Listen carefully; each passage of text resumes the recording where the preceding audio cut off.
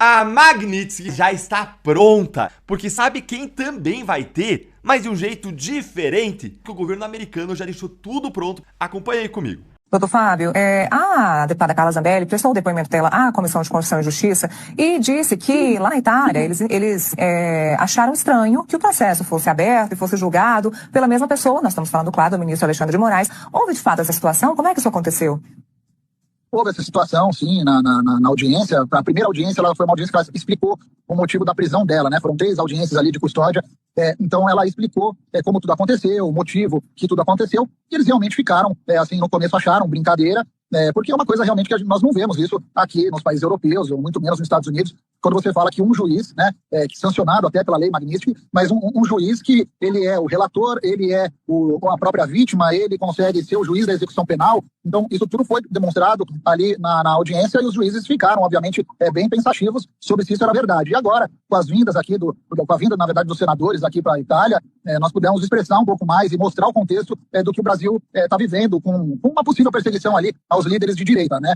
O ministro Alexandre de Moraes acabou de dar uma decisão sobre o caso de Eduardo Bolsonaro, que, vamos lembrar, foi denunciado há uma semana pela Procuradoria-Geral da República por coação à justiça. Tanto ele quanto o Paulo Figueiredo, blogueiro que mora nos Estados Unidos, uma dupla que patrocina ataques contra o Brasil, inclusive apoia o tarifaço de Donald Trump contra o nosso país. São vários pontos dessa decisão. Vamos então juntos aqui, que a gente separou 2 pontos que são muito claros. O primeiro, em qualquer denúncia, a gente tem que ter a notificação do denunciado. E aí, Eduardo Bolsonaro está oferecendo dificuldade, segundo a decisão do ministro Moraes, para ter essa notificação feita. Porque assim que a notificação é feita, começa a contar o prazo para a defesa apresentar a sua manifestação. Enquanto ela não é feita, essa notificação, o prazo não corre. O que o ministro está dizendo? O seguinte, olha, não resta dúvidas de que o denunciado, nesse caso Eduardo Bolsonaro, mesmo mantendo o seu domicílio em território nacional, está criando dificuldades para ser notificado, possibilitando, nos termos do artigo 4º da lei que ele cita de 1990, sua citação por edital. Tem mais que isso.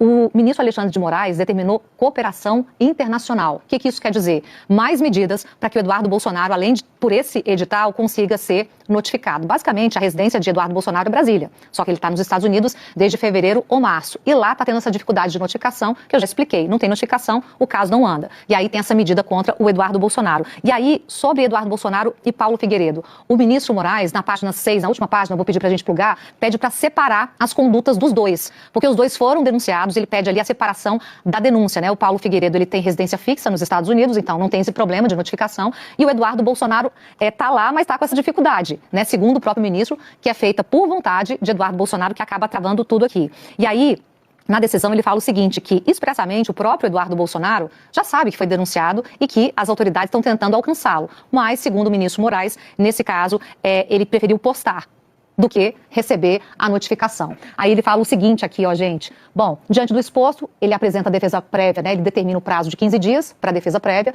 notifica o Eduardo Bolsonaro. Somente a anistia pacificará o Brasil. No entanto, a nova estratégia daqueles que querem acabar com a anistia e aprovar a chamada dosimetria é lutar pelos destaques. O que isso significa? Significa aprovar o texto base do Paulinho, da Força, com essa tal dosimetria, e nos destaques lutar para que seja aprovada a anistia verdadeira. Só que isso daí está, no mínimo, equivocado, para não dizer mal intencionado. Os deputados que defenderem a estratégia de lutar pelos destaques, a fim de se alcançar a anistia, estão mentindo para você. Ou, ao menos, na melhor das hipóteses, mordendo a isca dos opositores da anistia. Porque nós não teremos votos para aprovar os destaques. No entanto, você só analisa o destaque se tiver aprovado o texto base da dosimetria. Esse sim que pode ir adiante e, certamente, passar longe de pacificar o país. Condena ao exílio perpétuo todos aqueles perseguidos pelo Moraes que estão hoje fora do país. E também coloca a direita fora da eleição de 2026, porque continuará o STF poderoso a ponto de fazer o que o Flávio Dino está fazendo, abrir inquéritos relativos à pandemia, para depois acelerar e condenar vários favoritos ao Senado, que cairão na lei da ficha limpa e não poderão votar a favor de impeachment de ministro do STF em 2027. Esse cenário também, por óbvio, não faz com que um presidente tenha poderes para realmente colocar adiante uma anistia. Cobre o seu deputado. Dosimetria, não. Destaque, não. Só anistia no texto base, sim.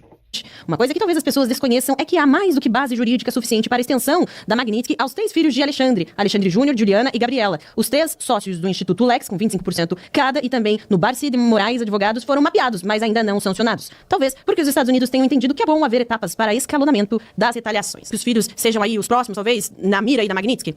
Eu acho que é possível, sim, os filhos serem alvo, e não é perseguição, como o Alexandre de Moraes, aliás, promoveu em relação a alguns de seus alvos, né? Ele foi atrás da filha do Oswaldo Eustáquio, ele foi atrás da mulher do Eduardo Bolsonaro, ele ameaçou a filha e os pais do Mauro Cid. Todos nós vimos aquela imagem de verdadeira tortura, né? Segundo diria o próprio Gilmar Mendes há um tempo atrás, se fosse a Lava Jato. Então, o Alexandre de Moraes, sim, perseguiu família para atingir seus alvos. Mas não é disso que se trata nesse caso. É muito simples, né? O espírito da lei da Magnitsky é a asfixia financeira do sancionado. O sancionado é o Alexandre de Moraes, ninguém discute isso. Só que ele tem um escritório de advocacia que, com uma baita promiscuidade, que aliás coloca no seu site abertamente que a especialidade é em tribunais superiores. Como assim, né? É um advogado que filtra, que quer mais causas que vão parar no STF em vez de causas da primeira instância ou segunda instância. Então, é evidente que o escritório da Viviane Barsi de Moraes e dos seus filhos, ele tem aí uma espécie de mecanismo de simbiose com a própria presença do pai e do marido no STF. Então, veja, é por isso que foram atrás do Instituto Lex. Agora mesmo temos a notícia de que a Viviane Barsi abriu um novo CNPJ. Se o intuito for burlar a Magnitsky, que tem como alvo, repito, o marido, Alexandre de Moraes, mas que ela e o escritório e o Instituto foram também sancionados de forma secundária porque estavam servindo de alguma forma para o Alexandre de Moraes burlar a sanção, não vai adiantar abrir novo CNPJ. A imprensa, quando a esposa foi sancionada, né, de forma secundária, por servir como o verdadeiro cofre da família, né, é o escritório dela que recebe o grosso do dinheiro a ponto de poder comprar uma mansão de 12 milhões de reais, né, gastar 16 milhões em imóveis em um ano, não é com o salário de servidor público que o Alexandre de Moraes faz isso, ou usa o relógio que ele usa. Então, não obstante ter respaldo na concepção da lei Magnitsky, a imprensa brasileira achou um absurdo, ficou escandalizada quando ela foi sancionada. Imagina qual vai ser a reação se confirmar que os filhos do casal também vão sofrer a sanção secundária, porque estão atuando de alguma forma para que o dinheiro volte a irrigar os cofres da família e com isso burlar o intuito da lei Magnitsky, né? Então, vai pegar quem tiver que pegar. O que vou contar para vocês hoje faz parte da história da minha família. A história sempre avisa antes de uma tragédia.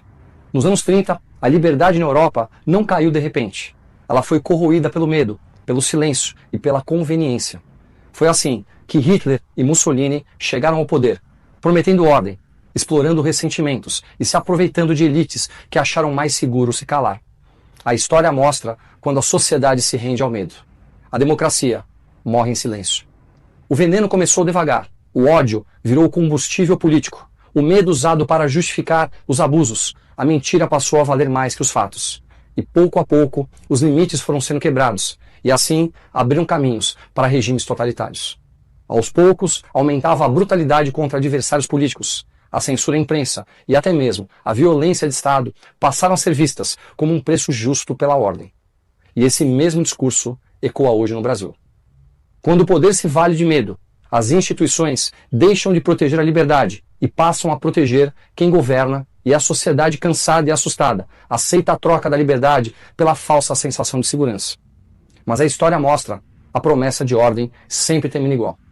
Na Alemanha nazista e na Itália fascista, o ódio foi normalizado, a censura virou lei e a violência do Estado passou a ser chamada de justiça. E o resultado? Democracias destruídas e povos inteiros subjugados. É aqui que o alerta fica ainda mais atual. No Brasil, cresce o discurso de que perseguir adversários, calar vozes e distorcer fatos é um preço justo para defender a democracia. Esse é o mesmo argumento usado por regimes autoritários no passado. Minha mãe nasceu na Itália no primeiro ano da Segunda Guerra Mundial e, junto à sua família, viveu os horrores do fascismo, do nazismo e do extremismo. E tudo que antecipou esse momento sombrio do mundo. Parte de nossa família foi morta por eles. Sabem o que mais dói? É ser chamado de fascista pelos esquerdistas, sendo que nossa família foi morta por esse regime assassino. No Brasil de hoje, vivemos algo parecido com o que já vimos na Europa nos anos 30. Essa história precisa ser contada para que nosso país não siga esse mesmo caminho. Meu nome é Tomé Abduch e eu jamais desistirei do Brasil.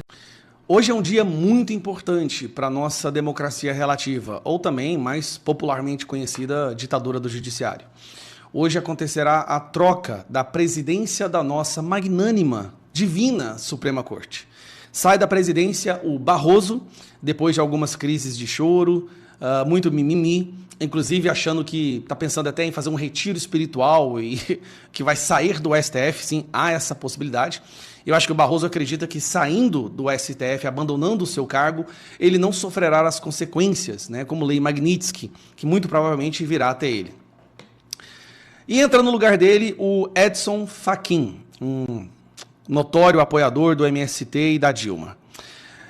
E aí a imprensa que sempre defendeu essas ações do Alexandre de Moraes, dizendo que elas eram democráticas, sempre falando que nunca houve nenhum atropelo, nenhum desrespeito ao devido processo legal, e, na verdade, até acusando aqueles que criticam essas decisões como golpistas ou fascistas ou extrema-direita, solta uma matéria hoje onde eles, talvez inadvertidamente, admitem que o STF descumpre as regras e, basicamente, eles admitem que o Alexandre de Moraes e a Suprema Corte deu um golpe no Brasil. E eu não estou exagerando. A matéria está aqui, eu compartilho ela com vocês. O que pensa a Folha? Então, é a Folha que está dizendo isso. Vamos lá. Sob Fachin, Supremo precisa buscar a autocontenção. Então, na manchete, admitindo que o STF está fora de controle. Eles não estão conseguindo mais se conter. Aí, vamos lá. Concluído o julgamento que condenou Bolsonaro, Corte deve abandonar ativismo, heterodoxias e excessos. Espera aí. Então aqui, tá vendo? É o jornalismo burro, né? Eles estão admitindo que o julgamento do Bolsonaro foi um julgamento com ativismo, coisas inéditas, né? Heterodoxias e excessos. Excessos, entenda-se, atropelo constitucional, desrespeito à liberdade de expressão, desrespeito à defesa. Além de tomar para si tarefas que caberiam à PGR, o STF, aqui eles estão definindo o golpe, ó. O STF tomou para si tarefas que caberiam à PGR. Então, beleza, o STF é um tribunal de exceção. Invadiu a seara do Legislativo, como quando alterou o marco civil da internet. Olha só o que a Folha pensa, gente. A Folha pensa o quê? Olha, o STF deu golpe, mas aí o editor vira e fala assim, cara, não fala isso não, fala de uma maneira mais... usa os eufemismos aí, fala de uma maneira mais educada. Não, então tá bom, não vou falar que o STF deu golpe, não. Vou falar que o STF tomou os poderes do PGR, do Legislativo, mudou o marco civil da internet, age com ativismo, heterodoxias e excessos. Não falou a palavra golpe aqui, mas descreveu exatamente o que seria um golpe do judiciário. Aí mais embaixo, olha aqui. Entre elas estão em especial os intermináveis e opacos inquéritos a cargo do ministro Alexandre de Moraes, como o das milícias digitais aberto em 2021 e destinado a vigorar em 2026. Neles se acumulam investigações sem objetivo claramente definido, decisões de inclinação censória e arbitrariedades como ordens monocráticas sigilosas. Peraí. Então o Alexandre de Moraes está desrespeitando a toga para perseguir pessoas que pensam diferentes dele? É mais ou menos isso? É isso que está acontecendo? E aí vai. Além de tomar para si tarefas que em circunstâncias regulares caberiam à Procuradoria-Geral da República, o Supremo também invadiu nos últimos anos a competência do Legislativo, como quando se arvorou modificar o marco civil da internet, prejudicando a liberdade de expressão e a segurança jurídica. Tá. Isso aqui não sou eu que estou falando. Isso aqui é a Folha de São Paulo, que tem um viés de esquerda. Agora, Moraes, eu acho que, seguindo a coerência que o senhor tem demonstrado ao longo dos últimos anos, o certo seria colocar a Folha de São Paulo também no inquérito das milícias digitais. Porque o que eles estão escrevendo ali é justamente o que nós estamos falando há vários anos, o que acarretou na nossa inclusão no inquérito das fake news, busca da Polícia Federal nas nossas casas, derrubada das nossas redes, bloqueio de contas. Só que nós estamos agora lendo um artigo da Folha de São Paulo. Agora não sou eu mais que estou dando essa opinião, é a Folha de São Paulo. Então, assim, eu acho que pelo bem da nossa democracia, no mínimo, a Folha de São Paulo tem que sofrer uma busca e apreensão, tá? E também ter, obviamente, suas redes sociais bloqueadas. E para concluir, no UOL, Fachin assume STF sob sombra de Moraes e com estilo oposto a Barroso. Aí olha a primeira linha. Os próximos 2 anos ainda serão marcados por julgamentos políticos e menos técnicos. Pera aí. Então aqui até o UOL, esse é esquerdista ao extremo, tá? Até o UOL está admitindo que os julgamentos do STF são políticos, então a condenação do Bolsonaro foi política e não técnica, por isso ela deveria ser, então, anulada. Vocês entendem? A anistia geral, total e restrita não é por causa do Bolsonaro e nem só por causa dos presos, é para resgatar a segurança jurídica no Brasil, que foi destruída por alguns membros da Suprema Corte. É só isso. Nós da direita não queremos que seja fechado nenhuma instituição, nós queremos que a Constituição, devido ao processo legal, seja seguido. Só que parece que hoje no Brasil você pedir isso é a coisa mais antidemocrática que você pode falar. Então, fica aí um artigo da Folha de São Paulo, que com certeza agora a Folha de São Paulo vai ser colocada no inquérito das fake news, das milícias digitais, da tentativa de golpe, abolição do Estado Democrático de Direito, pelo bem da nossa democracia. É um absurdo aceitar que um jornal da envergadura da Folha de São Paulo fale isso aqui, ó, que o Supremo está fora de controle, que ele pegou o poder da PGR, que ele pegou o poder do Legislativo, que ele está fazendo excessos, que ele está fazendo ativismo. É um absurdo, não pode. Isso pode acabar com a nossa democracia. Então, prisão para todo mundo na Folha de São Paulo, tá bom? Mais uma vez, Carlos Bolsonaro, infelizmente, precisa relembrar o óbvio. Eu espero que esse tweet do Carlos Bolsonaro, que eu acho que ele deve fazer no dia de hoje de novo, porque esse assunto aqui deveria estar sendo martelado todo santo dia, mas eu espero que o de hoje que o Carlos deve fazer seja o último, porque não tem mais motivo de Bolsonaro continuar preso, continuar sendo massacrado, sendo que ele não foi denunciado nesse inquérito, pelo qual todas essas cautelares foram impostas. E o Carlos está ali, ó, mais uma vez. Bolsonaro, o maior líder político do país, segue banido das redes sociais, com tornozeleira eletrônica, preso, incomunicável, vigiado diariamente na porta de sua casa, com carros revistados ao entrar e sair de sua residência, monitorado como jamais visto na história do Brasil. Tudo isso por um inquérito que sequer foi denunciado. Essas absurdas cautelares já deveriam ter sido revogadas de ofício. A defesa protocolou o pedido, mas após mais de 96 horas, o relator segue em silêncio e, como de costume, descumpre o que determina a lei, assim como o OAB e todos os que querem a sua alma. Pare a tortura, pelo amor de Deus. Os aliados de Bolsonaro, aqueles que quando abre a boca, vira notícia na imprensa, como o Ciro Nogueira. Você vê que aquele bate-papo, né? Aquele debate do Ciro Nogueira com Paulo Figueiredo foi notícia na imprensa. Por quê? Porque o Ciro Nogueira tem um peso. Então, tu já pensou se os tais aliados de Bolsonaro comentassem sobre isso, dessem destaque sobre isso, virasse assim uma pauta de urgência nacional? Cadê o Michel Temer? Cadê o Michel Temer, o pai da pacificação nacional, para falar sobre isso? Entrando no disse-me-disse, segundo o Flávio Bolsonaro, tá ali, né? Bolsonaro é aconselhado a escalar Flávio para conter ações de Eduardo nos Estados Unidos. E o Flávio disse: esse pedido nunca chegou a mim. Cristiano Zanin, advogado de Lula em 2016, aspas, não há remédios eficazes no Brasil para cessar violações a direitos humanos. Se hoje estamos na iminência de aprovar uma anistia, Eduardo tem papel fundamental nisso. Quer dizer, né? Bolsonaro é aconselhado a escalar Flávio para conter ações de Eduardo nos Estados Unidos. E o Flávio tá falando, cara, são as ações do meu irmão que estão ajudando o Brasil a discutir a anistia. E o Flávio também falou que ele não deu um chega pra lá não no Ciro Nogueira. Não deu a voadora. Acabei de falar com meu amigo Ciro, que passa bem após minha voadora. Converso com ele frequentemente, nunca dei chega pra lá em conversa duríssima. Essas pseudofontes acabam com a credibilidade da imprensa. Nunca dependem de mim, o campo da centro-direita subirá junto à rampa em 2027 com Bolsonaro eleito presidente da República. Se não conversou, Flávio, eu acho que tu devia conversar, viu? Na boa mesmo. Quem sou eu pra ensinar o padre a rezar a missa, mas tem que ter dado uma voadorazinha, viu? Nada dado um totozinho pra ele sair catando ficha. Mas vamos lá. O Flávio colocou aqui uma coisa, falando assim, ó, poxa, é o trabalho do Eduardo que tá deixando a anistia avançar. Essa nota aqui da Malu Gaspar tem um disse-me-disse agora envolvendo o Bolsonaro. Não sei, é uma coisa que parece crível aí pensando em Bolsonaro, e dessa vez não é nenhuma grande polêmica, não. Não é nenhuma grande polêmica dessa vez. Mas achei curioso isso aqui ser pautado ao longo do dia de hoje, né? Porque é segunda-feira, vai começar a semana agora, possivelmente tá na agenda da semana, das articulações políticas ao redor do Brasil, discutir sobre a questão da anistia. Então, talvez, sei lá, se esperou a segunda-feira para colocar isso daqui.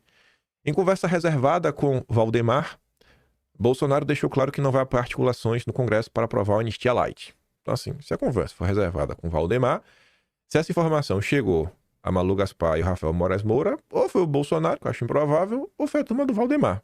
Ou talvez algum dos dois contou, né? O Bolsonaro falou que teve uma conversa reservada para alguém, se alguém levou para Globo, ou o Valdemar contou, ou a imprensa inventou. Independente disso, segue falando o seguinte: para Bolsonaro, não dá para endossar publicamente um projeto cujo relator, na visão dele, foi escolhido pelo Supremo e atua em dobradia com o Supremo, que é o Paulinho da Força. Caberia, portanto, a Paulinho da Força e ao Supremo assumirem o ônus por capitanear qualquer iniciativa nesse sentido. Segundo relatos obtidos pela equipe da coluna, a avaliação de Bolsonaro é que, se o PL for a favor do projeto, isso não apenas seria interpretado como recuo, mas também irritaria o núcleo duro da base bolsonarista, que insiste em uma anistia ampla, geral e restrita. O Eduardo Bolsonaro até gravou um vídeo sobre isso. Valdemar se encontrou com Bolsonaro na tarde da última quinta, dia 25, no condomínio Solar de Brasília. A leitura de Bolsonaro é que uma eventual adesão do PL à iniciativa poderia passar para a militância bolsonarista o recado de que a sigla topou fazer parte do acordo, que ainda envolve o Michel Temer, o Aécio Neves. Além deles, também participaram os ministros do Supremo, Moraes e Gilmar Mendes, que são próximos de Paulinho da Força e deram aval às negociações. Aqui está mais ou menos condizente aí com o posicionamento do Eduardo. Aí, Já que a gente falou no Valdemar, só para mostrar, né, a irresponsabilidade de algumas pessoas, o Valdemar, na sua entrevista para a Folha de São Paulo, falou que se Eduardo não seguisse as ordens, que muitas vezes você nem sabe se são ordens ou é só o desejo do Valdemar, ele estaria matando o pai. Olha o que o Merval Pereira escreve: matar o pai. Se anistia ampla, Eduardo não voltará à política, muito menos ao Brasil, onde será preso ou desembarcar, pois o processo sob obstrução à justiça certamente será encerrado com sua condenação. E aí o Merval diz que tudo que Eduardo está fazendo pela anistia não é a favor de seu pai, não é a favor dos condenados, mas a seu favor pessoal. Pare e pensa comigo. Assim, Eduardo estava de boa. Até março. Ele estava de boa. E ele estava já nessa de lutar pela anistia. Lá de março. Por que cargas d'água Eduardo estaria lutando pela anistia antes sequer de ser alvo de qualquer inquérito? Faz algum sentido isso? Então assim, Eduardo, ele imaginava que num futuro distante ele seria alvo de um inquérito de obstrução de justiça e por isso ele foi para os Estados Unidos e meses anteriores, quando já estava trabalhando em torno da anistia, porque ele sabia, e tudo isso era um grande plano, uma grande, sei lá, não sei, velho, assim, de Eduardo, né? Não dá, pô. Não dá. Não dá para levar a imprensa a sério. E isso daqui, grande parte, é graças ao Valdemar. Porque é o Valdemar que falou sobre isso. Então, parabéns ao Valdemar. Se não fosse você, o Merval Pereira não estava falando isso, né? Não estava encontrando eco nas suas palavras. E a Thalita fala, né? A Globo é um dos maiores problemas do Brasil. Um dia, e esse dia vai chegar, essa emissora, né, de porcaria, que passou décadas manipulando, distorcendo, destruindo reputações, vai ter que responder por cada desgraça que ajudou a construir neste país. Eu estarei aplaudindo a queda. Não sei se esse dia está perto, acredito que não, mas eu torço demais para isso acontecer. Aí Carlos Bolsonaro fez um comentário que me alegra muito. Mais uma vez surge o discurso. O grande adversário no regime de exceção seria o Lula, que é o discurso do Ciro Nogueira. Claro, cá estamos, com um convite à união. Entreguem tudo e esperem receber em troca apenas escravidão e aniquilação. Cinismo puro. Os paladinos da chamada União da Direita defendem na prática uma submissão dócil ao seu projeto de poder, disfarçada de pacificação, convocam, venham e se submetam escravos, e chamam isso de moderação. Nenhum desses pregadores está disposto a ceder. O dogma da união serve antes aos interesses escusos de quem o proclama. O que é que a galera da União da Direita está disposta a ceder pro bolsonarismo? No quê? Tem algum ponto assim? O que é que o bolsonarismo vai ganhar? Assim, só não vai ser o Lula o presidente? É só isso? Libertem Bolsonaro e os milhares de presos políticos para que voltem a chamar isso aqui de democracia. Pois frente aos fatos, qualquer um sabe que não é, e fingir normalidade diante do atual cenário nacional é simplesmente oportunismo permitido, por conta de uma direita permitida. E a turma da União da Direita foi lá chorar no Metrópolis.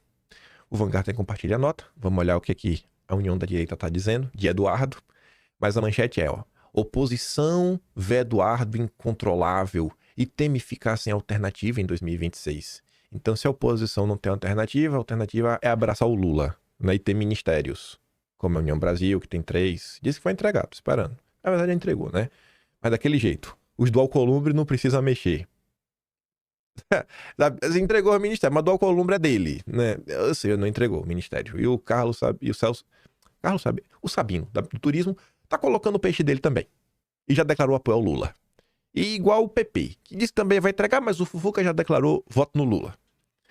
Aí o Fábio Vanguard comenta, né? Imaginem vocês, seu pai com sequelas gravíssimas por conta de um atentado sem culpados, seu pai condenado a mais de 25 anos por um crime possível que não cometeu, e o problema é o Eduardo. O problema é o Eduardo. Oposição vê Eduardo incontrolável. Acordem, pelo amor de Deus. Aí tá ali, né? Partidos de todos os espectros da direita, os de carteirinha e os ainda com o pé no centrão. Aí eu fico pensando, né? Os de carteirinha. Gente, quais são os partidos de direita no Brasil? Eu não tô nem apreço pelo Partido Novo. Eu não suporto o Partido Novo, mas pra mim o Partido Novo é um partido de direita. Eu aceito isso. Por mais que eu não goste deles. Eles batem no peito, realmente se assumem e tudo mais.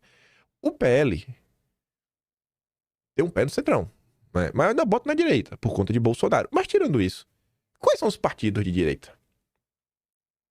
Pelo amor de Deus, né? Enfim, essa turma classifica Eduardo Bolsonaro como incontrolável, um agente de entropia constante nas articulações do grupo para 26. Ah, entendi. Eduardo é o cara que tá melando o jogo. Caciques desse eixo político entendem que Eduardo impedirá qualquer acerto sobre candidatura ao Planalto no futuro imediato. É porque já pararam para pensar que todos os acertos passam por um joguete de vocês, isolando o bolsonarismo e não entregando nada, não cedendo nada. Então, por que Eduardo deveria aceitar o jogo de vocês e dar tudo sem entregar nada? Aí continua. Essas lideranças políticas estimam que Eduardo tem cerca de 20% da intenção de votos consolidados, que é os votos do bolsonarismo. Não é o suficiente para levá-lo para um eventual segundo turno. Não sei, viu? Vamos pagar para ver? Mas são 2 dígitos capazes de impedir a vitória de um candidato de direita. O temor é que parte desse eleitorado, averso a qualquer candidato sem um sobrenome Bolsonaro, anule o voto caso não veja um integrante da família nas urnas. Esse medo existe, né? Pior que o Duda Lima tá falando disso tem um tempo já. Tá preocupado. Aí, diante desse medo, não seria mais fácil realmente compor para ajudar o Brasil? Trabalhar por uma anistia? Eu não acho que Eduardo é o cara mais radical do mundo, não. Por que você não tentar, sei lá, viver um vice palatável? Emplaca lá na chapa do Eduardo. Eduardo de cabeça de chapa, um vice palatável? Não dá, né? Aí é pedir demais pra vocês. Não por acaso, o alerta dos articuladores soou mais forte após Eduardo anunciar publicamente que seria candidato à presidência. Logo após isso, Ciro Nogueira foi às redes sociais reclamar da falta de bom senso na direita e pregar a união do grupo, né? Ou seja, Eduardo desista. Deixe a gente concorrer sozinhos, sem vocês. Nós contra o Lula. Deixe a gente voltar ao Teatro das Tesouras. A mensagem do cacique do Centrão, mesmo sem citar Eduardo, foi interpretada como uma indireta ao deputado. Até porque mais lideranças do grupo confessam nos bastidores o mesmo incômodo. E vão além. Consideram que Eduardo é intransigente com relação à pele da dosimetria e que sua insistência na anistia ampla, geral e restrita deixará o pai, além dos demais condenados, sem benefício algum. Olha como eles são bondosos, hein? Só 16 anos preso, pô. Uma pessoa de 70 anos de idade. Só 16. Só 16. Se Bolsonaro sobreviver até os 86, né? Porque estão todas essas sequelas, ele vai estar livre. Vai ter cumprido sua pena. Olha como eles são bondosos, gente. Só até o Bolsonaro. Você só ficará preso até os 86 anos de idade, Bolsonaro. Não é mais até os 97. Depois de tudo que você fez pelo Brasil, Bolsonaro, só 16 aninhos de cadeia pra você. Pai, Eduardo é intransigente. Eduardo é um intransigente. Mesmo que um improvável acordo com Eduardo seja feito, esses líderes avaliam que qualquer entendimento pode ser desfeito rapidamente no cenário de incertezas. Isso impediria, por exemplo, uma decisão concreta de Tarcísio para concorrer. Não por acaso, o Sóstenes foi aos Estados Unidos nessa semana. Bom, o Sóstenes falou que foi para lá para ouvir, entender. E deve ser, porque essa turma realmente quer entender. Acho que o Sóstenes é melhor de diálogo. Segundo interlocutores, o representante da bancada do PL tenta convencer Eduardo a acalmar os ânimos e alertá-lo sobre o clima no Congresso. Caciques de partido de centro não demonstram disposição para perdoar os envolvidos na suposta tentativa de golpe, muito menos se a anistia também for para Bolsonaro. Então, assim, eles não querem ceder nada, eles querem que o Bolsonaro fique preso até 86 anos de idade, tiver saúde para sobreviver até lá. E Eduardo é intransigente, porque Eduardo acha que a Débora do Batom tem que ser condenada, tem que ter sua vida destruída, né? Acha que a morte do Clesão foi só o quê? Um erro, né? Um desvio de rota. No desvio padrão. Então, assim, é só mais é só estatística, é só isso. E Eduardo, não é assim que as coisas funcionam. Eduardo tem que assistir, não sei, calado, o Felipe Martins, que não viajou, não estava na reunião, todas as provas mostram o contrário, sei lá, já ter passado 6 meses na cadeia, um tempo na solitária, e todo mundo vendo ele ser encaminhado para ser preso também, condenado. E tem que assistir calado. E tem que assistir a todas as pessoas que foram perseguidas pelo regime, algumas que já estão exiladas, a continuarem exiladas. O Eduardo também tem que assistir todo o aparato de repressão, né, o AI-6, seguir aberto, né? Já quase 6 anos de inquérito das fake news. E se Eduardo não aceita isso, ele é intransigente. Mas que... Ah, Eduardo Bolsonaro. Ah, meu Deus do céu. Esse Eduardo tá demais. É incrível, rapaz. E deve ser porque Eduardo Bolsonaro ele está sendo influenciado pelo Aldo Rebelo e Kim Paim. Cara, meu Deus do céu. Ai. Eu achei a manchete um clickbait gigantesco. Mas gostei. Ok, tá no preço. E achei que tem algumas coisas da matéria que o jornalista Fábio Vitor, ele desvirtuou um pouquinho. E lendo assim, eu acho que às vezes foi mais por... Eu não acho nem que foi de safadeza. Eu acho que é meio assim... Sei lá, velho. Má vontade de entender. Ou então, incapacidade de entender. Não vou falar que foi burrice, né?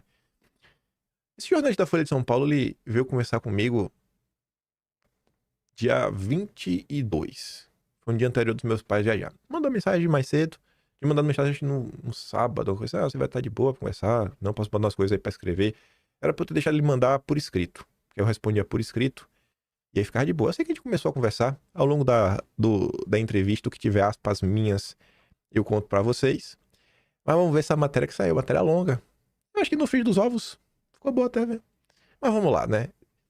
Influenciado por Aldo Rebelo e Kim Paim, Eduardo Bolsonaro elogia Getúlio, JK e Jango. Vídeo do deputado, publicado em junho, expõe exaltação a nacional desenvolvimentismo. Nos Estados Unidos, filho do ex-presidente indica cartão de visitas em pretensão de lançar o Planalto. Aí vai lá. Pouco mais de um mês antes de Trump anunciar uma guerra tarifária contra o Brasil, Eduardo Bolsonaro publicou um vídeo que, veja só, de tão impressionante parece falso. Mas cujo conteúdo saiu mesmo da boca do terceiro filho do ex-presidente. Começando com o Fábio Vitor, ele gostou do tom do discurso. O problema é que essa galera é indignada. Eles não conseguem aceitar a possibilidade de alguém da família Bolsonaro gostar do Brasil. Ou ter algum tipo de intenção nobre. Porque são monstros. Como assim esses monstros podem falar alguma coisa boa, né? De tão bom, rapaz, parece até falso. Ai. Aí vai lá. A publicação de 1º de junho exalta o nacionalismo, conclama o reencontrar o verdadeiro espírito brasileiro, e um trecho em que Eduardo elogia 3 símbolos brasileiros dessa corrente: Getúlio, o Juscelino e o Jango, né, depostos pelos militares no golpe de 64. O Juscelino era presidente, né? Foi inelegível e tudo mais. Mas enfim, Eduardo não só elogia esses 3. Eduardo fala de diversos nomes ao longo, né, do processo. Eduardo, ele na verdade começa falando do Império, fala de Dom Pedro, fala da República Velha, aí ele fala passa da Era Vargas, aí passa pela República Popular, passa pelos militares, e fala da Nova República também por alto. Acho que ele passa. E depois no final ele fala do Urbano, enfim. Mas vida que segue. Se queremos nos reencontrar enquanto nação, diz o deputado, nós temos que enxergar as figuras históricas do Brasil com um olhar nacional e não partidário. Não falou só isso. Se você pegar o discurso do Eduardo na época, ele fala sobre isso. E ele ficou assim, não partidário, mas também prestando atenção na sua, assim, entendendo as nuances. Quando você lê o discurso do Eduardo na íntegra, que ele vai falando assim, ó, ele fala, a República Velha teve isso de problema, mas também foi a base para isso. Não é que ele tá falando para separar a política, ele tá falando assim, a gente tem que olhar de forma um pouco mais ampla, analisando as complexidades e as nuances. Esse discurso eu cheguei a transcrevê-lo todo e comentar em vídeo ele transcrito, e tá lá no Atlas de junho, foi no mês de junho. Enfim, Getúlio foi por anos ditador na aliança com militares e conservadores e depois se tornou o principal líder trabalhista do país. Mesmo a extração de Jango, JK, eleito pelo centrista PSD, também teve uma trajetória muito mais à esquerda que o direitista radical Bolsonaro e seus filhos. Então, essa questão do JK até mais à esquerda, aqui já é a interpretação do jornalista no sentido do, se o JK tomou alguma medida mais, sei lá, popular, com a preocupação social, isso é de esquerda, porque a direita não é preocupada com isso. Enfim, né? O Jango realmente tá na esquerda, né? Colocar o Getúlio é até mais complicado classificar. Mas vamos continuar. Aí tá ali, ó. O que Eduardo falou, essa aspas. Getúlio Vargas, por exemplo, liderou um governo que não teve as liberdades plenas, é verdade. Então Eduardo destaca, ó, o cara foi um autoritário, o cara foi um tirano, né? Tem defeitos, mas é inegável também que houve avanços na nossa indústria, a intenção de valorizar o trabalhador e também investimentos em infraestrutura. Fechar os olhos para isso seria infantil. Exatamente isso. Então, Eduardo, não é que ele exaltou ninguém, ele destacou que a gente precisa enxergar a história do Brasil na sua complexidade, as suas nuances. realmente tentar entender, é fazer uma análise não partidária, não é entrar com um viés de confirmação ou tentar enxergar a história do Brasil para confirmar o que a gente pensa. Aqui eu acho que o jornalista pecou um pouquinho na hora de interpretar. No discurso aparentemente ensaiado, ele lido em teleprompter. O mesmo vale para o Juscelino.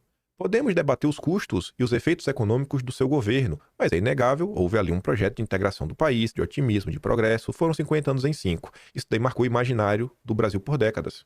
E não teve isso também? Não teve o aumento da dívida? O pessoal também fala muito, né, dessa valorização em excesso do transporte rodoviário, não ter um olhar tão bacana para a questão dos trens, né, sei lá, transporte hidroviário como um todo. O elogio a Jango é o menos empolgado, né? Olha, a matéria começa falando, né? Exaltou o Jango. Ó, ele elogia os 3 símbolos, né? Elogia. Mas é o menos empolgado. Mas não deixa de ser surpreendente, né? O jornalista gosta, mas ele gosta no final do dia. Mas é diferente com o Jango. Podemos concordar ou discordar das suas propostas. E Eduardo diz, ó, eu certamente não sou um fã dele. Mas é injusto negar que muitas delas nasciam com a intenção de dar respostas a anseios populares. Ou seja, Eduardo sequer está elogiando o Jango. Não tem elogio. Ele está falando, cara, ó, vamos analisar a história do Brasil. A gente tem que compreender por que o Jango propôs determinadas coisas. Isso não é um elogio, né? Ele inclusive falou que não é diferente com o Jango. Como também não fez por vaga, não tem um elogio, tem, cara, nós precisamos... que é o que tá aqui, ó, reencontrar o verdadeiro espírito brasileiro. Entender o país, ó. Se queremos nos reencontrar enquanto nação, temos que enxergar as figuras históricas do Brasil com olhar nacional e não partidário, de uma forma mais ampla, de uma forma mais complexa. Mas tá ok, até aqui a matéria tá ok. Então se dá outra pérola do discurso. Assim como fala do período militar, não dá pra dizer que tudo ali foi trevas. A opinião histórica da família Bolsonaro sobre a ditadura jamais mencionou trevas, pois o oposto disso. Mas o Eduardo não está falando que foi trevas. O Eduardo está conclamando que as pessoas analisem a história. E tem pessoas que olham para a história e acham que o período militar foi só trevas. O Eduardo não criticou. Só tô falando, tem gente que vê dessa forma. E a gente não pode ver assim. A gente tem que ver em sua completude. E aí continua. Pai e filhos sempre rejeitaram as evidências quanto às barbaridades cometidas pelos governos militares, classificando o período como a época de ouro do país. Aí Eduardo coloca assim, ó, até houve autoritarismo. Concede o deputado, mas ali existiram investimentos em infraestrutura que sustentam o Brasil até hoje. E é papel de uma nação madura olhar para o passado e conseguir perceber tudo aquilo que deu certo, tudo aquilo que foi positivo na nossa história. Ou seja, é ter um olhar maduro para as coisas. Enfim, até agora não chegou a minha parte, nem Eduardo Rebelo. Eduardo faz uma pregação que soa delirante, diante das atitudes bélicas que marcam a trajetória dele e de seu pai. Eu discordo. E é mais estapafúrdia ainda pelo contraste com sua incitação a Trump para retaliar o governo federal e o Supremo por causa do julgamento de Bolsonaro na corte. Eu também discordo. Aspas. Negar as virtudes de qualquer período da nossa história é negar a nós mesmos. Na união nacional possível, se cada um dos lados quiser apagar o outro, o Brasil precisa de reconciliação, não de ressentimento. Monologa. E engrena um discurso de candidato. Eu me apresento como alguém disposto a ajudar o país a se reencontrar, a levantar a cabeça e acreditar em si mesmo. Quero me reencontrar com o espírito brasileiro, com a coragem de quem construiu esse país em meio a tanta diversidade. Eu quero caminhar lado a lado com todos que também acreditam nisso.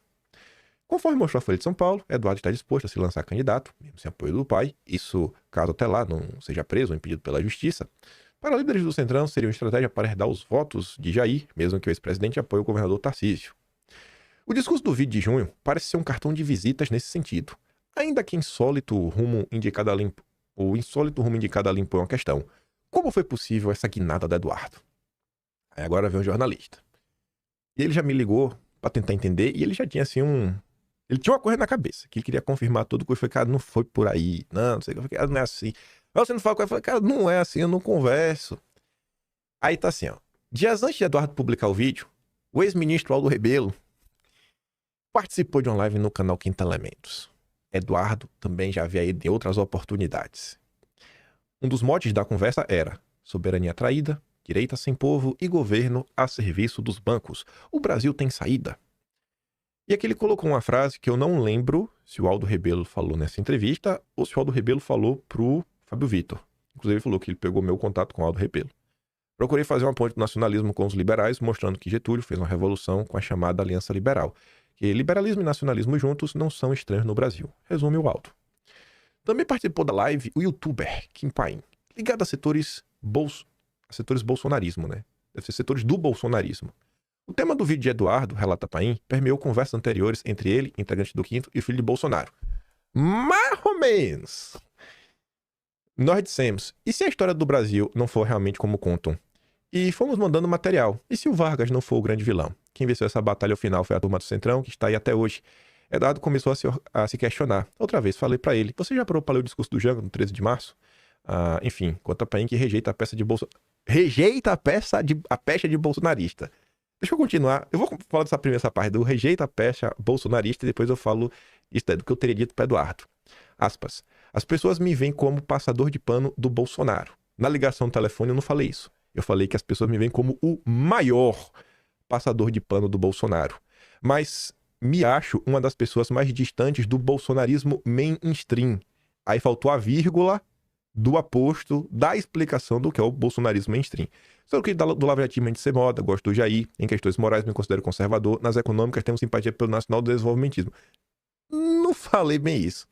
Quando o cara me ligou, ele começou a conversar, aí perguntando sobre isso e tudo mais, falou, cara, mas não foi vocês falaram com ele? Eu falei, cara, eu não converso com o Eduardo. Além do que eu já conversei com o Eduardo, assim, ao vivo, às vezes, sei lá, acabou a live, ali no momento que acabou a live, você troca umas palavrinhas a mais, sabe quando, assim, terminou a gravação, pô, e aí, acharam que ficou bom o papo, não sei o quê, pô, bacana. Às vezes o cara fala alguma coisa, aqueles comentários normal, né, de fim de serviço. Aí eu falei, às vezes a gente conversa, e às vezes eu levo a ter esses questionamentos. E aí eu falei pra ele na ligação o seguinte, cara, eu falei, cara, talvez Eduardo tenha se inspirado em alguma coisa. Eu falei pra ele que eu tinha a suspeita que, eu falo assim, pô, eu acho que o Carlos Bolsonaro, o vez ou outro, tá sempre me assistindo. Porque, vez ou outra, ele compartilha algumas coisas que eu comento em vídeo. Às vezes ele compartilha meu próprio vídeo. Então, tem essa impressão. Talvez o Carlos tenha colocado pra andar. E tem diversas coisas que eu comento em vídeo. Aí eu contei pro Fábio Vitor toda a série de dossiês históricos. Como eu cheguei nos dossiês históricos. E eu falei que talvez o Eduardo possa ter se inspirado por isso. Assim, eu tava falando pro jornalista. Falei, cara, e se a história não for assim? E aí eu conto pra vocês direto aqui, falo do Júlio de Mesquita Filho, do Estadão, pipipi, popopô, etc, tudo mais. A concepção, a forma como eu vejo as coisas, explicando pra ele. Eu falo, cara, eu não vejo como o comunismo um grande problema. Eu acho que é um problema.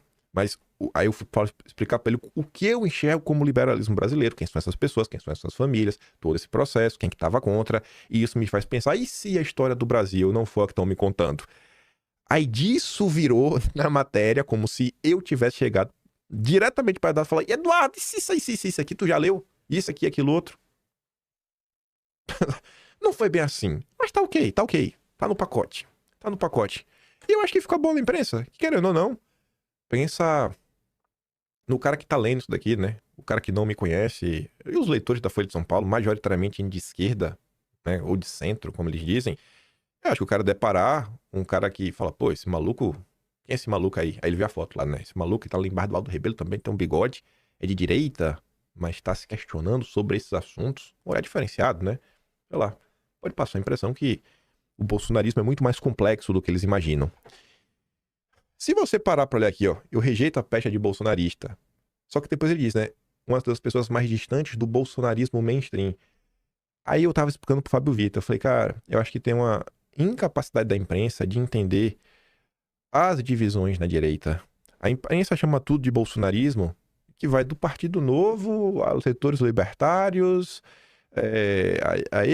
a isso, aquilo, outro. E quando você vai olhando, são tantos subgrupos diferentes que é complicado. Aí eu fui falar, né, dos canais de direita que vocês conhecem muito bem. Eu falei, eu tô distante de vários desses canais.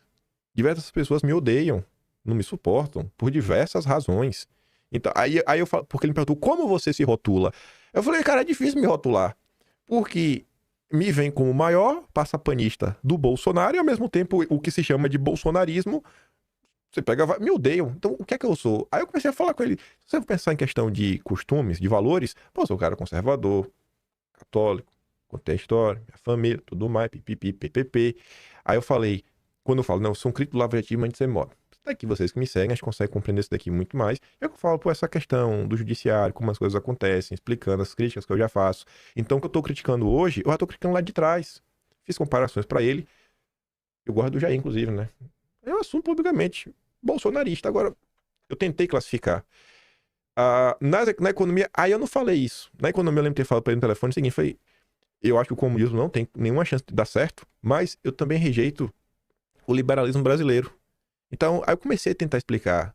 Falei, por exemplo, eu dei como exemplo a forma como o Partido Republicano do Arthur Bernardes, falei isso daí pra ele. Fui ter que estar conversando as coisas, botando assunto.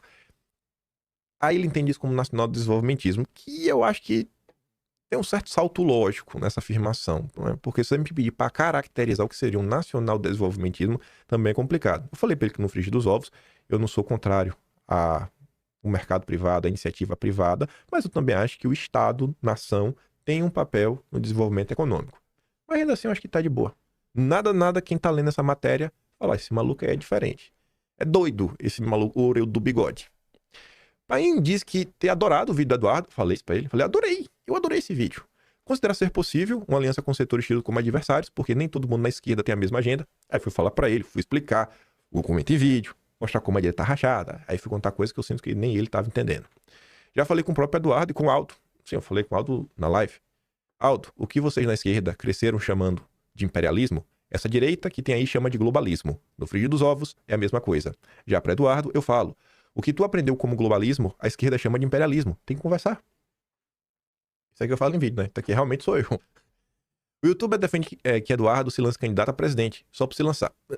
Eu não usei essa expressão, né? Só por se lançar. Eu defendi que Eduardo se lance candidato.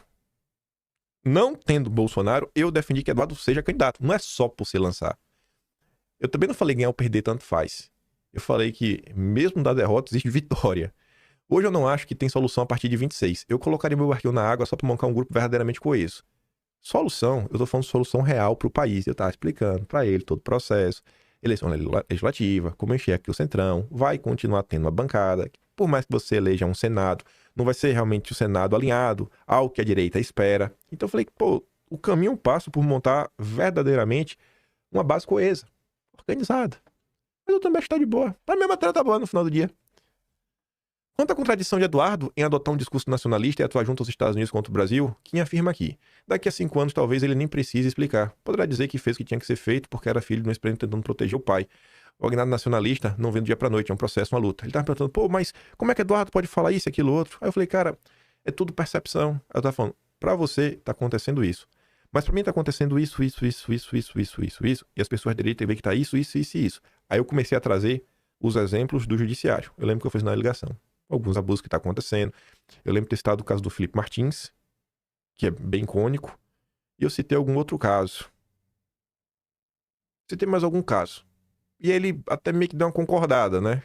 É difícil não concordar. Eu falei, então, pode passar o tempo, a depender da visão das coisas, o pessoal vai olhar, cara, realmente ele tava ali, porque você entende todos os absurdos que foram feitos, né? A história que ficou no imaginário popular é a explicação, né? A explicação sólida do que foi a perseguição judicial e que a Eduardo tava tentando fazer isso.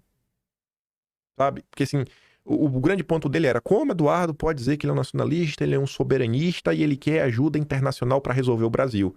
Porque simplesmente todas as instâncias possíveis no Brasil foram esgotadas, não tinha mais pra onde correr. E eu falei, no final do dia, eu pensava, olhar pra tava defendendo o pai, realmente, defendendo perseguição. E eu falava que esse processo também não vem do dia pra noite. É um processo, você vai indo, né? Até entender o que é o soberanismo brasileiro. O que é o nacionalismo brasileiro. O que é o patriotismo brasileiro. Pai arremata com um recado que passou Eduardo e outros bolsonaristas. Vocês têm voto, mas não têm um projeto de país. Tem que trazer pra perto quem tem. Se sentar e organizar, a coisa vai pra frente. E eu falo isso mesmo, eu falo isso aqui quantas e quantas vezes precisamos de um projeto de país. E isso eu já falei pro Eduardo, tanto ao vivo, quanto no pós-live. Eu já reforcei, Eduardo, você deveria ler o projeto 2025 da Heritage Foundation, que é a base aí do governo Trump. Leia! Não porque o que está lá é aplicável 100% no Brasil, tem coisa que é aplicável, mas para você até entender o tipo de discussão, as preocupações, o que é um projeto como esse, lendo você consegue imaginar o trabalho que tem por trás, como esse trabalho foi feito. Se inspire, isso vai ajudar muito. O advogado Fábio Van Garten, que foi secretário de comunicação do governo Bolsonaro, também fez contato com quem? Sim, faz comigo. Aí depois ele fala isso aqui do Fábio, e do que me consta, eu realmente nunca ouvi falar do Fábio ter entrado em contato com Ciro Gomes, Mangabeira, Roberto Requião, em busca de aproximação. Aí diz que hoje no MDB, né, o Aldo considera que Painho, os integrantes do Quinto Elemento, convenceram Eduardo a gravar o vídeo, mas admite que suas próprias ideias estão ali. Aqui agora é o Aldo Rebelo. o Aldo falou pro jornalista. Um exemplo. Aldo está escrevendo um livro sobre Dom Pedro I, um herói necessário, cuja intenção é recuperá-lo como um dos mitos fundadores do Brasil. Em lives e palestras, afirma que, se for ressaltar apenas o lado negativo, Dom Pedro será lembrado como um mulherengo e não como um estadista. Aí mandou um vídeo desses para o caçula do primeiro casamento de Bolsonaro. Eu não mandei esse vídeo. Eu falei também na ligação, porque ele veio me perguntar, você acha que aquele vídeo do Eduardo pode ter sido influenciado pelo Aldo Rebelo? Aí eu falei, cara, tem coisa no discurso que veio. Eu mesmo já tinha comentado, já tinha passado em vídeo, que é um recorte do Aldo Rebelo falando do Dom Pedro, ele tá nos Três Irmãos. Eu dei play aqui em vídeo, não sei se na época foi dossiê ou não. Em seu próprio vídeo, Eduardo afirma, se olharmos apenas para o lado ruim, a gente vai reduzir Dom Pedro a um homem mulherengo.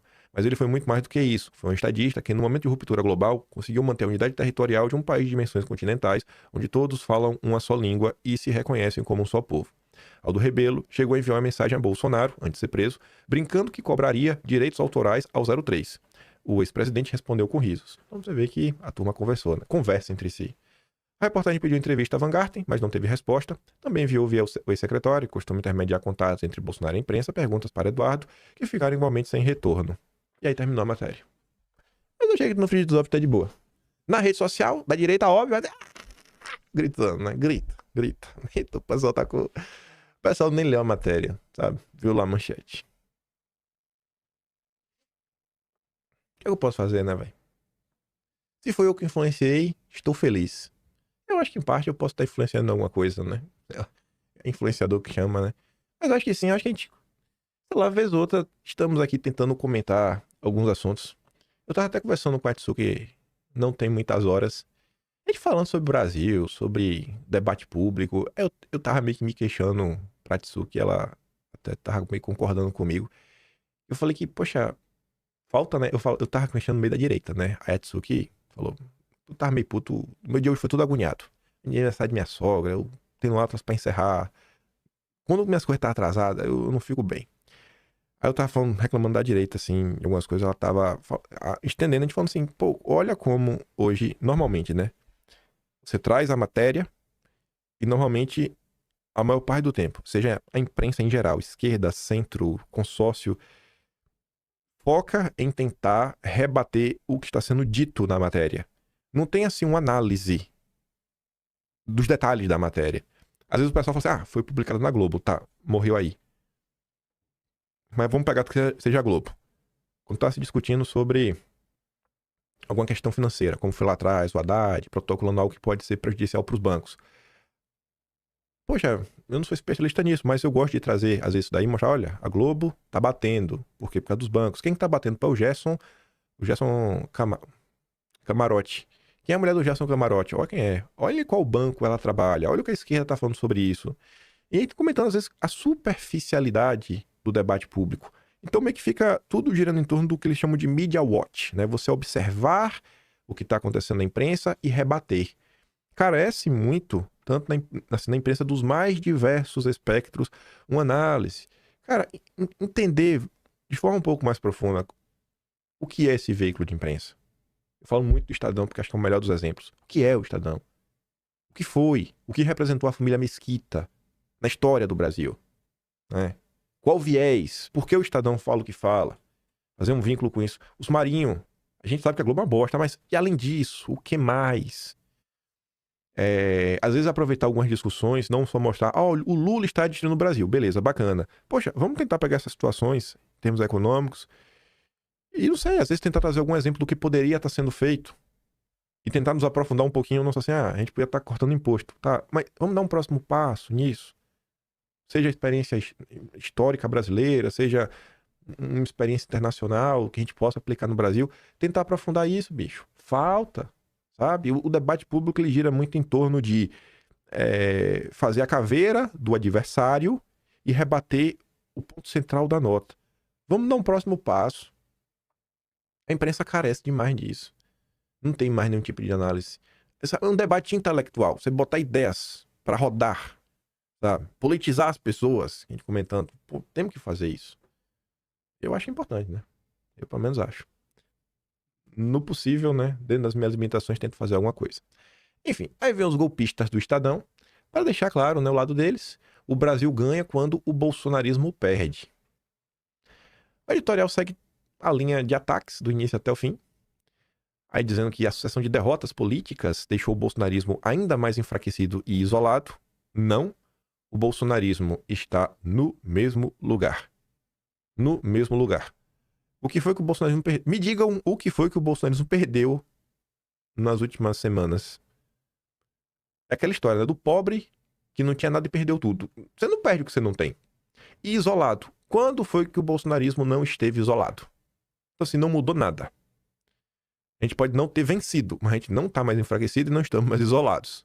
Pode-se atribuir seus reveses a uma suposta perseguição política do judiciário, a uma eventual traição do Centrão. Não, não. Então, assim, mas nada disso esconde o essencial. Isto é, está-se diante de uma espiral descendente que atormenta o bolsonarismo. E quando este perde, é o Brasil que ganha. A malaise bolsonarista chegou ao ápice na ONU. Veja isso. Quando o Trump fez a inesperada declaração sobre a excelente química do Lula, mas pode não dar em nada. Cara, como é que isso é o ápice? Como uma coisa que pode não dar em nada, uma coisa que aconteceu um dia depois de sancionar a mulher do Moraes e sancionar com retirada de vistos mais uma galera. Assim, cara, um dia depois de uma vitória, porque a direita enxerga isso como uma vitória, rolou isso. É o ápice de uma coisa que você nem sabe se vai dar em alguma coisa. Mas o gesto já é o suficiente para promover algo impensável até aqui. Um canal de diálogo e negociação entre os dois mandatários. No mês de agosto, o Trump já falou que conversaria com Lula. No mês de agosto. Então não é impensável. Já aconteceu. É só mentira atrás de mentira. Mas houve mais. As mais recentes manifestações de rua, por exemplo, aquelas com dinheiro do Soros, porque os grupos que estavam ajudando a convocar recebem do Soros. Não é que o Soros pagou pela manifestação, né? Ou às vezes pagou, eu não sei. Mostraram o tamanho da insatisfação dos brasileiros. Os brasileiros. Contra a blindagem de parlamentares ante investigações criminais e a concessão de anistia ampla, geral e restrita a Bolsonaro e outros golpistas. Se é um erro reduzir os protestos a um triunfo da esquerda. Não, não é de esquerda. Foi uma manifestação de direita, né, e de centro. Não foi de esquerda. Também é um erro negar que o número de manifestantes em todas as capitais, no fundo, mostrou que Bolsonaro não é mais um das ruas. 7 de setembro de 2025. A direita lota as ruas e a esquerda não coloca nem 10 mil pessoas em São Paulo. O que foi que aconteceu do 7 de setembro pro dia 20... Foi dia 21? 21? Deixa eu ver. Dia 21. O que foi que aconteceu do dia 7 pro dia 21 que fez o bolsonarismo perder as ruas. Seria bacana a esquerda chamar uma nova manifestação pra ver se vai colocar 40 mil pessoas no showmício. Eloquência da reação popular. Showmício. O Estadão precisa ser responsabilizado um dia. Além disso, a PGR denunciou Eduardo no inquérito da coação. Aí vai para os finalmente. O infortúnio parece evidente e não só fruto apenas das circunstâncias internas, é resultado sobretudo dos próprios erros e da fadiga nacional com esses inconformados com a democracia. Como é que é fadiga se a manifestação do 7 de setembro tinha mais gente do que as manifestações anteriores em mais cidades do país? Que fadiga é essa? Recorde-se que Bolsonaro se elegeu no tsunami conservador e antissistema. Entre outras bandeiras, propunha o amor à pátria contra a ordem globalista que violava a soberania nacional e a rejeição à velha política vista como corrupta. Acreditou quem quis. E não fez o que ele fez. Em sua cruzada, trabalhou para minar a justiça eleitoral. Ele não é antissistema? Não foi contra o sistema? Exatamente, ele foi. Ou seja, ele foi de sistema. Sucumbiu à velha política. Sucumbiu fazendo o quê? O que ele sucumbiu fazendo na velha política? Atacou a democracia. Não. A democracia! Tentou dar um golpe e foi vencido, limitado pelos diques de contenção das instituições democráticas. A partir daí o bolsonarismo se restringiu a uma pauta única, livrar o seu principal líder do julgamento e da cadeia. Nada mais lhe importa da mesma pátria. Ainda é válida a velha máxima cunhada pelo ex-governador mineiro Magalhães Pinto, o golpista Magalhães Pinto, o grande golpista e do Banco Nacional, patrocinador do Jornal Nacional, que dizem nas más línguas que esse é daí que veio o nome. O Boni nega, mas O sobrinho dele é amigo pessoal do Roberto Marinho. Velho. Tá vendo as pessoas que o Estadão exalta? São os golpistas históricos deste país. Segundo a qual a política é como nuvem. Você olha, está de um jeito, olha de novo, já mudou. Não está escrito nas estrelas, portanto, nem que o calvário bolsonarista prosseguirá, nem que seus métodos conseguirão seduzir alguém fora do mais restrito grupo de liberticidas inconsequentes. Mas considerando a atual direção e ritmo dos ventos, o Brasil pode começar a vislumbrar como uma real chance de se ver livre dessa força política reacionária e destrutiva que tanto mal vem fazendo ao Brasil. É só torcida, mas essa torcida é boa de ver, porque você vê o que a imprensa realmente pensa, o ódio que eles têm. Aí vem a Folha. Celso Rocha de Barros, que tem um livro escrito sobre o PT, elogiando o PT. Trump pode ter percebido que Eduardo e Figueiredo mentiram para ele. O Brasil é uma democracia. A imprensa comemora 39 segundos de Lula com Trump como se fosse um grande encontro de chefes de Estado ou amizade internacional. Não deu nem tempo de tirar uma foto oficial. E se fosse Bolsonaro, chamariam de vexame diplomático. Beleza. A mesma Folha de São Paulo, que deixou o Celso escrever essa pérola, vem no mesmo pacote do Estadão. Isso aqui eu vejo, às vezes, faltar. Eu estava conversando com a Katsuki, né? E ela fez exatamente isso. A Folha treinando futurologia. Como ler essa matéria? Isso é importante. Ensinar o povo a ler. Trump pode ter percebido que Eduardo e Figueiredo mentiram para ele. Pode, né? Pode. Ou seja, Trump pop, joga uma bomba. De qualquer forma, ou seja, arrefeça, baixa o tom. Afinal, né? Virou fumaça. E a abertura das negociações não quer dizer que elas serão fáceis. Ou seja, não dei nada. Já diminuiu o tom de novo. De qualquer forma, pode não ter se arrependido. Ou seja, o Trump não dei nada. Talvez se arrependido apenas de patrocinar golpistas fracassados cascateiros, ou seja, voltou ao estado normal, ou seja, espanzinhar os bolsonaristas. Em resumo, lançou impacto, relativiza, desfaz, desgasta, esvazia, encerra na crítica de sempre. Aí vamos ver, né? Tudo que aconteceu e vamos ver a fraqueza de Eduardo Bolsonaro. O flautista de Genebra, ele não está em São Paulo, não. É porque essa matéria foi escrita pela imprensa, tá citando o Jamil, né? Então, Jamil, 2 pontos. É o UOL citando o Jamil. Aceno de Trump a Lula é visto como derrota do grupo de Rubio nos Estados Unidos. Ficou absolutamente evidente já naquele cenário da Assembleia Geral a cara do Rubio nada satisfeito com o que ele estava vendo. Precisamos entender o governo americano para além de um bloco monolítico, como é no Brasil e em qualquer governo do mundo. Esse maluco que deve estar me assistindo. O Jamil já está me assistindo, porque eu falo exatamente isso. Não é um bloco monolítico.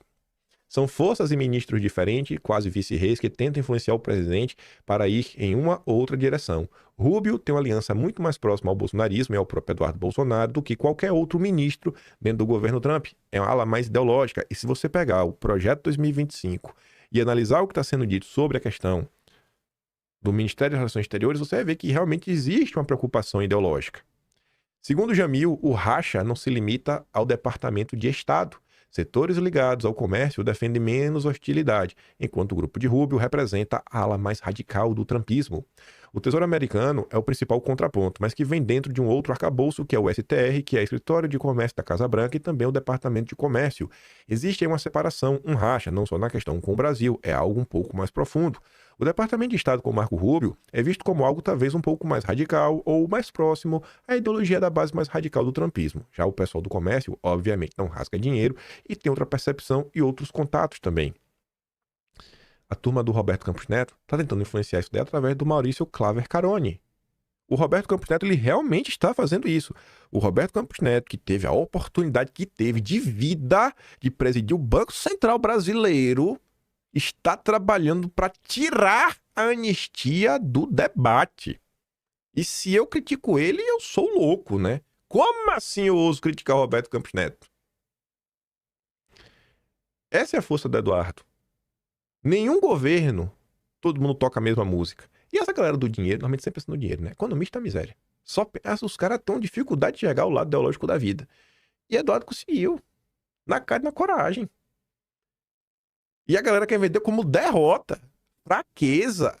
Assim, eu não consigo entender. Gente, eu sou o louco que tá passando o pano. Ou o que eu falo tem algum fundamento. Seja honesto, velho. Não é possível, pô. Sabe? Não é possível que eu sou o maluco, o doidinho da praça, não. Aí o mesmo Estadão, que escreveu aquela porcaria, aquele lixo, e que você vê agora, né, usando outras coisas para rebater, é o Estadão que ontem, que foi aí o negócio do jornalismo, uma parada dessa, escreveu: em crise, jornalismo precisa de humildade. É, né? Mas você não coloca isso em prática. Eles sabem o que eles estão fazendo. Eles sabem que eles estão destruindo o Brasil, mas o projeto de poder fala mais alto. Neste Dia Mundial do Jornalismo, é incontornável refletir sobre a interdependência entre a imprensa e a democracia. Onde não há jornalismo, florescem a propaganda, a manipulação e o silêncio. É o Brasil, né? Não tem jornalismo. Sobra propaganda, manipulação e silêncio. O jornalismo profissional sempre foi alvo preferencial dos que aspiram ao poder sem limites. Populistas de direita fazem da imprensa inimiga ser desmoralizado. Trump, Bolsonaro, Orbán, o MOD, todos recorrem à tática de acusar a imprensa de fabricar fake news para justificar suas próprias falsificações. Mas não é só a direita que ameaça a liberdade jornalística. Regimes autocráticos de esquerda, como o Partido Comunista Chinês, Maduro, perseguem os jornais independentes com ferocidade cada vez maior. O PT, por sua vez, inventou o Partido da Imprensa Golpista, o famoso PIG, espécie de incluir maligno dos jornalistas para derrubar os virtuosos governos petistas, e Lula nunca renunciou ao sonho do controle social da mídia, agora reciclado para a regulação das redes sociais. Mas então, o jornalismo é realmente um conluio maligno. Isso aí não tá errado não, viu? Os inimigos da imprensa são evidentes. Não menos grave é a crise endógena que corrói sua integridade. Agora vem a autocrítica. O descrédito generalizado da mídia não se deve apenas à desinformação fabricada por demagogos e redes sociais. Decorre também de escolhas viciosas dentro das próprias redações. A hegemonia progressista. Ele não fala a palavra esquerda, né? Tu vê a dificuldade, né?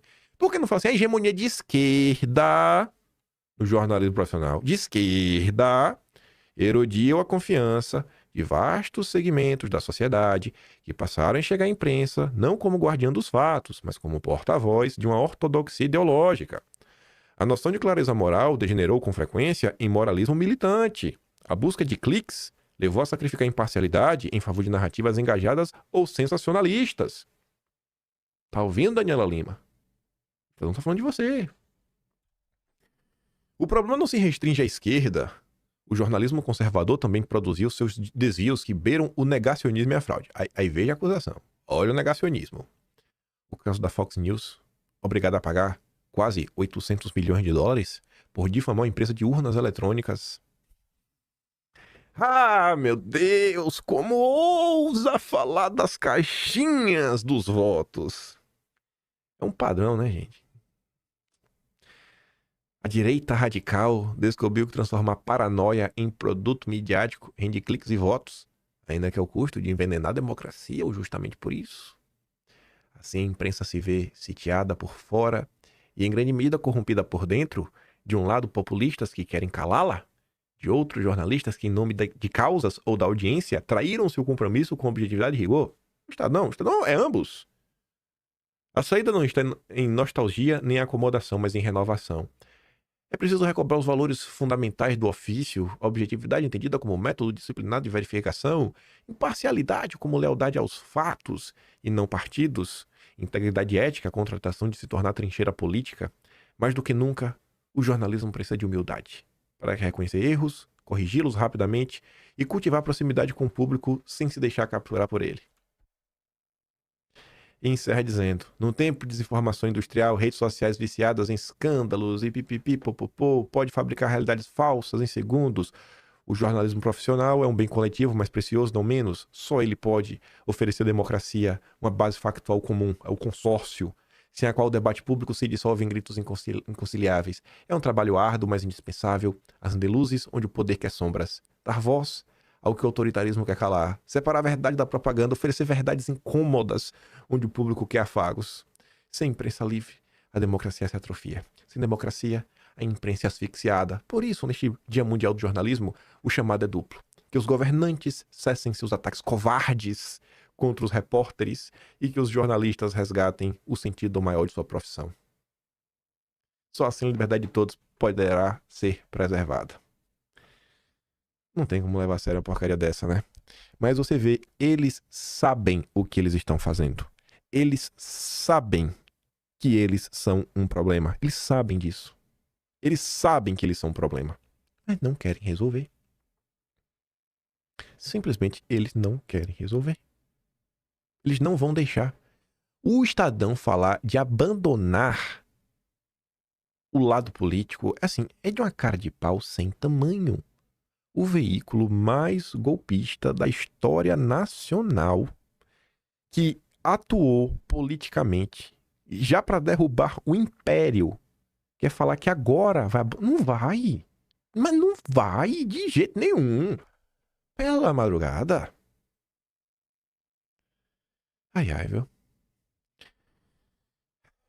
Eu fico por aqui. Vamos ver como é que vai ser o desenrolar desta semana. Pedi pra minha mãe, pedir pra uma pessoa já, né? Conseguir comprar um jornal, né? Nunca apareci, minha foto nunca apareceu no jornal. Guardar. Infelizmente meu avô não tá vivo, mas meu avô que lê muito jornal, fala, meu avô, tô aqui, ó, Folha de São Paulo. Já dá pra botar pro cachorro cagar em cima já, na minha cara. Piadas à parte, se gosta do meu trabalhinho, quiser ajudar um pouco mais, pode se tornar membro do canal, tem um botão de valeu, tem um Patreon na descrição e tem um Atlas brasileiro, kimpan.com.br. Lembra daquela coisa de compartilhar também, né? E eu vejo vocês amanhã e fiquem com aquele grande beijo, abraço, tamo juntos. Valeu, meus amigos, fui!